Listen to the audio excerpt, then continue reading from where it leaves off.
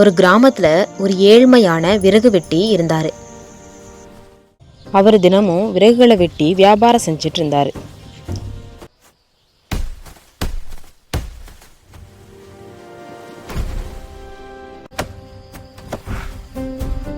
மறுநாள் எப்பொழுதும் போல ஆத்தங்கரை ஓரமா விறகுகளை வெட்டிட்டு இருந்தாரு. அந்த சமயம் பார்த்து எதிர்பாராத விதமா கோடாரி தண்ணியில விழுந்துடுது. ஐயோ, என்னோட கோடாரி தண்ணில விழுந்து விட்டே. என்கிட்ட இருந்ததே ஒரு கோடாரி, இனிமேல் நான் எப்படி மரம் வெட்டுவேன் அப்படின்னு கவலைப்பட்டாரு. கொஞ்ச நேரத்திலேயே ஆத்து தண்ணியில ஒரு தேவதை அவருக்கு நேரா தோன்றுனுச்சு. அவரால் நம்பவே முடியல. அப்போ அந்த தேவதை, என்னாச்சு பெரியவரே, ஏன் சோகமா இருங்கீங்க? என்னுடைய கோடாரி தண்ணியில விழுந்துட்டு. கவலைப்படாதீங்க, நான் எடுத்து தருவேன் அப்படின்னு சொல்லிட்டு தண்ணியில மறைஞ்சிடுறாங்க.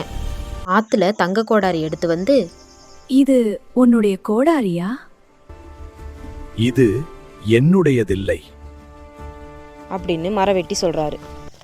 திரும்பவும் தேவதை வெள்ளி கோடாரிய காமிச்சு, இது உன்னுடையதா? இதுவும் என்னுடையதில்லை. அந்த பெரியவர் சொன்ன உடனே அவருடைய கோடாரியை எடுத்து வந்து, அப்போ இதுதான் உன்னுடைய கோடாரியா?